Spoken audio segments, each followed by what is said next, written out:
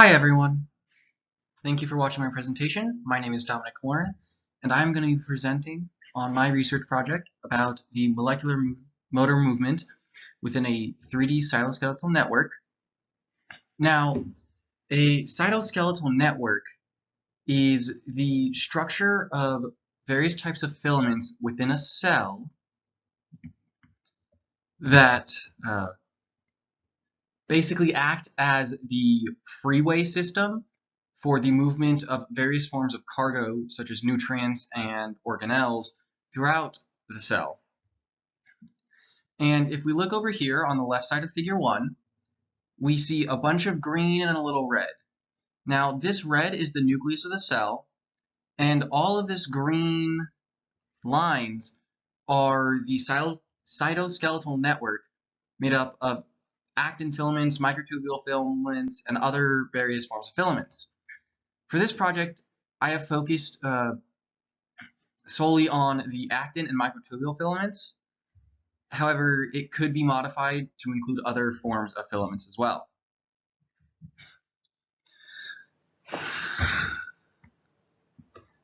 Now, if we look down in figure 2, we see two filaments, one blue and one red, that intersect each other pretty closely right here. Now, we see these white spheres, which are the organelles, and we see one of these has a couple arrows that say pass and switch. Now, the pass means that it is coming in on the blue filament, and once it reaches that intersection, it just can keep going and go straight, or it can switch and now move along a different filament, the red filament. Now, below in figure 3 is a one-dimensional depiction of the movement of a molecular motor in that it can move forward or backwards. However, it has varied probabilities of moving forward or backwards. So for some molecular motors, it can be 10 times more likely that it'll move forward than backwards, and in others, it can just be 5 times more likely. Now, my goal for this project was to investigate and learn how the motor proteins, the molecular motors, move throughout a three-dimensional cytoskeletal network, as well as being able to model that.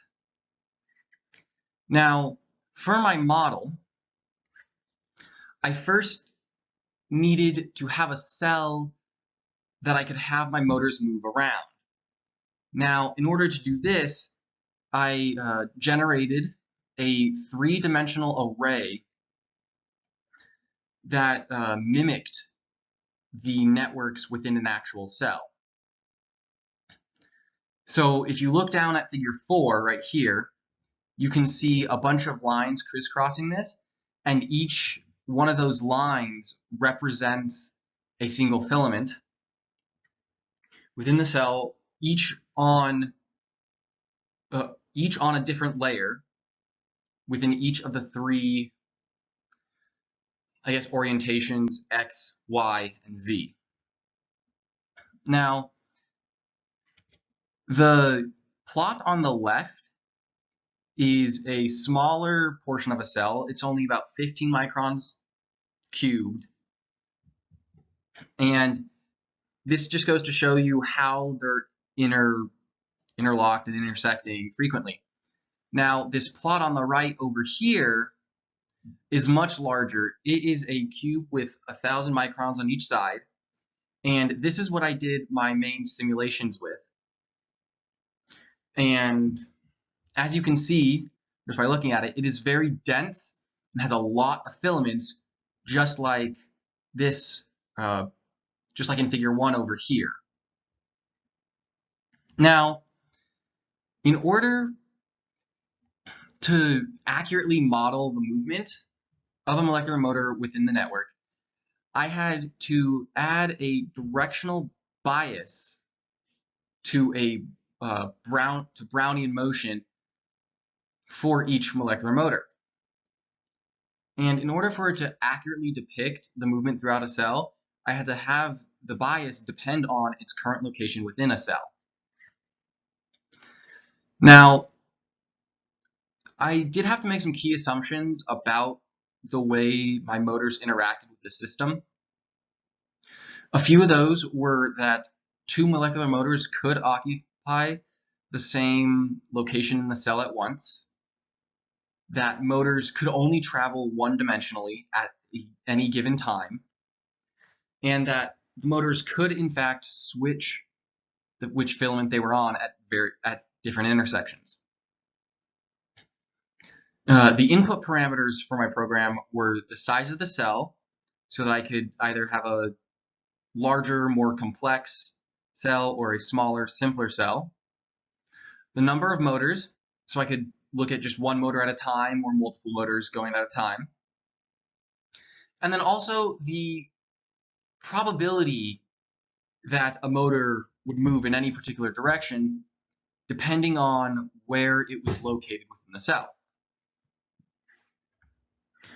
My simulations and models resulted in the motor proteins being able to change course within the lattice structure that made up the cell.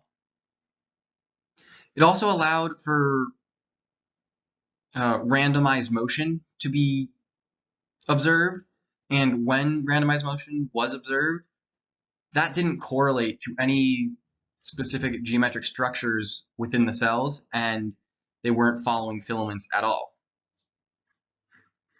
However, when randomized motion was not induced, the molecular motors were observed to actually follow paths in general and switch their paths and direction without getting completely lost.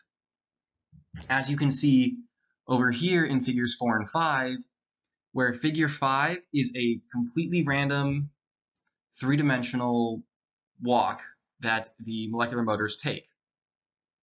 And to do this, I basically told the motors that they had an equal probability of moving in any of the 6 directions: up, down, left, right, forward, or backwards. I then added weighted probabilities to the direction, so the motors were more likely to move forward than backwards, or up or down, or side to side.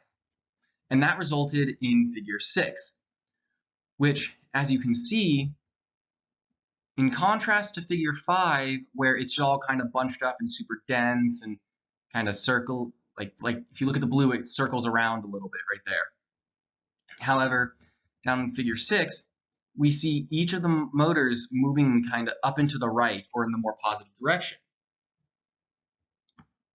Now, sure, they kind of get lost a little bit over here or spin around right there, but overall, their path does move in the biased direction.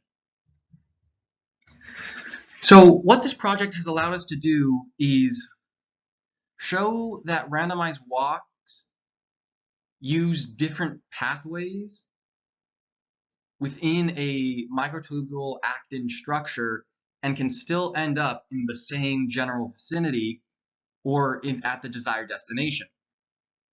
And in the future, we hope to use this model and this program to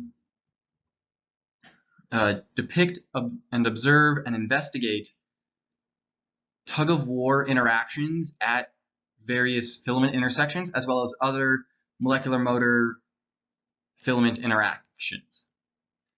Thanks everybody for watching, and I hope you have a great day.